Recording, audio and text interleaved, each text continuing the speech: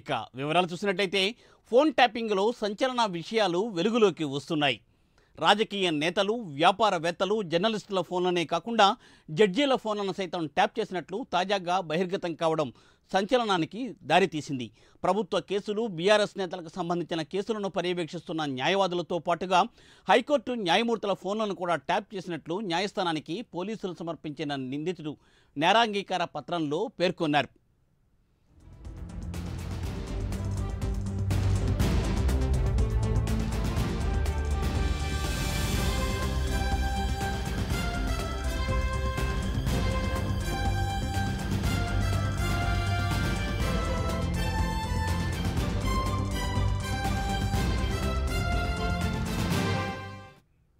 Special intelligence branch కేంద్రంగా జరిగిన ఈ ఫోన్ ట్యాపింగ్ వ్యవహారంపై ప్రణీత్ రావు వాంగ్మూలంలో సంచలన విషయాలు వెలుగు చూశాయి.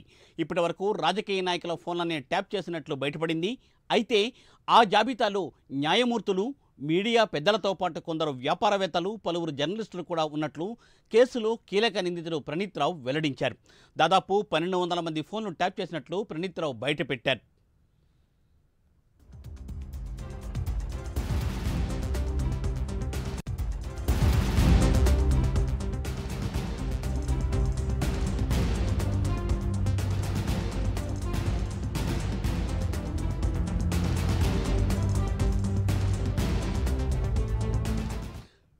ప్రణీత్ రావు 8 ఫోన్ల ద్వారా సిబ్బందితో ఎప్పటికప్పుడు టచ్లో ఉండి సూచనలు ఇచ్చేవారు. అధికారికంగా 3 ఫోన్లు, అనధికారికంగా మరో 5 ఫోన్లను ఉపయోగించారు. ఫోన్ల ట్యాపింగ్ వల్లనే ప్రతిపక్షాలకు ఆర్థిక సహాయం అందచేస్తున్న వాళ్ల డబ్బులు ఎప్పటికప్పుడు పట్టుకోగలిగామని ఆయన తెలిపారు. పట్టుకున్న డబ్బులు ఎవరికీ అనుమానం రాకుండా హవాలా నగదుగా రికార్డుల్లో చూపించామని ప్రణీత్ రావు వెల్లడించారు.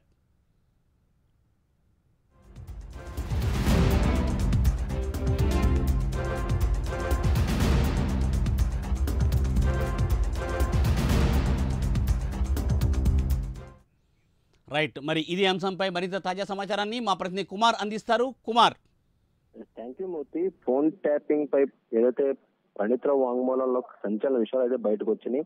ఏదైతే ఈ ఫోన్ ట్యాపింగ్ ఎప్పుడైతే ప్రారంభించారో అప్పుడు సుమారు 1200 మంది ఫోన్లు కూడా ట్యాప్ చేసినట్లు ఇప్పటికే ప్రణీత్ రావు చెప్పుకోవడం జరిగింది. ముఖ్యంగా జడ్జిలు, రాజకీయ నేతలు, అలాగే మీడియా పెద్దలు, జర్నలిస్టులు, అలాగే వ్యాపారవేత్తలు ఫోన్లు కూడా ట్యాప్ చేసినట్లు ప్రణీత్ రావు అయితే అంగీకరించారు. ముఖ్యంగా ఏదైతే ఈ ఫోన్ ట్యాపింగ్ జరిగే సమయంలో సుమారు 8 ఫోన్ల ద్వారా ఎప్పటికప్పుడు సిబ్బందితో ప్రణీత్ రావు అయితే టచ్ లో ఉన్నాడు. అధికారికంగా 3 ఫోన్లు, అలాగే అనధికారికంగా 5 ఫోన్లతో ఎప్పటికప్పుడు మానిటరింగ్ చేసినట్లు కూడా ప్రణీత్ రావు చెప్తున్నాడు. ముఖ్యంగా ప్రతిపక్షాలకు ఆర్థిక సాయం చేస్తున్న వాళ్ళ డబ్బులను కూడా ఈ ఫోన్ ట్యాపింగ్ ద్వారా ఎప్పటికప్పుడు పట్టుకున్నట్టు కూడా ప్రణీత్ రావు వెల్లడించారు. ముఖ్యంగా పట్టుకున్న డబ్బులు ఎవరికి అనుమానం రాకుండా కూడా హవాలా అమౌంట్ లెక్క ఏదైతే రికార్డులో చూపించడం కూడా జరిగింది. అలాగే ఫోన్ ట్యాపింగ్ కోసం కన్వర్జెన్సీ ఇన్నోవేషన్ ల్యాబ్ సాయం కూడా తీసుకున్నట్లు ప్రణీత్ రావు ఒప్పుకున్నాడు. ల్యాబ్ కు చెందిన శ్రీనివాస్, అలాగే అనంత్ సాయంతో కూడా ఈ ట్యాపింగ్ విస్తృతం చేసినట్లు కూడా ప్రణీత్ రావు తన వాంగ్మూలంలో చెప్పడం జరిగింది. ముఖ్యంగా ప్రభాకర్ రావు సాయంతో 17 సిస్టమ్ల ద్వారా ఈ ఫోన్ ట్యాపింగ్ చేసినట్లు కూడా ఏదైతే ఇప్పటికే ప్రస్తుతం అధికారులతో గుర్తించారు. అలాగే మరొక పక్క ఏదైతే కాంగ్రెస్ ప్రభుత్వం రాగానే ఫోన్ ట్యాపింగ్ మొత్తం ఆపాలని చెప్పి కూడా ఏదైతే ప్రణీత్ రావు చెప్పినట్లు కూడా ప్రభాకర్ రావు చెప్పడంతో ప్రస్తుతం ప్రణీత్ రావు కూడా ఆ సమయంలో ఈ ఫోన్ ట్యాపింగ్ ఆఫ్ చేసినట్లు కూడా ఒప్పుకున్నాడు. ప్రభాకర్ రావు రాజీనామా చేసి వెళ్లిపోతూ కూడా ఏదైతే ట్యాపింగ్ సంబంధించి సమాచారం మొత్తం కూడా ధ్వంసం చేయాలని చెప్పి కూడా ఆదేశించారు. ముఖ్యంగా ప్రభాకర్ రావు ఆదేశాలతో 50 కొత్త హార్డ్ డిస్క్లు కూడా తీసుకొచ్చి ఈ పాత వాటితోని ఈ హార్డ్ డిస్క్లు ఫిక్స్ చేసి ట్యాపింగ్ చేసినట్లు కూడా ఒప్పుకున్నాడు.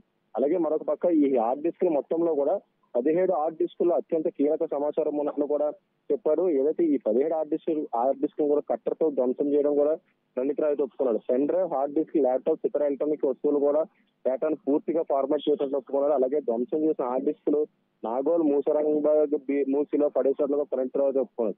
అలాగే ధ్వంసం చేసిన సెల్ ఫోన్లు, పెన్ డ్రైవ్లను కూడా బేగంపేట నాలాలో కూడా పడేసినట్లు కూడా ప్రణీత్ రావు ఒప్పుకున్నాడు.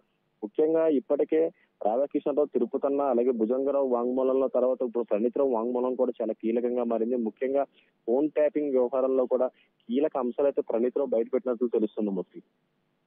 అప్డేట్స్.